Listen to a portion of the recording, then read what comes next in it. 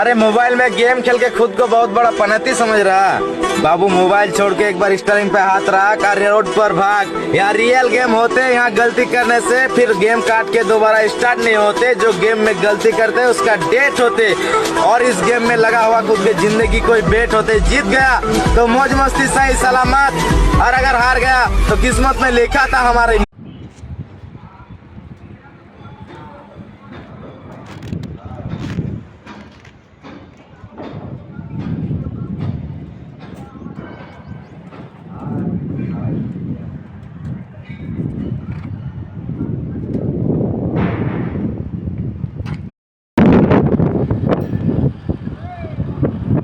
देखो भाई हैदराबाद में कितना आंधी हो रहा है।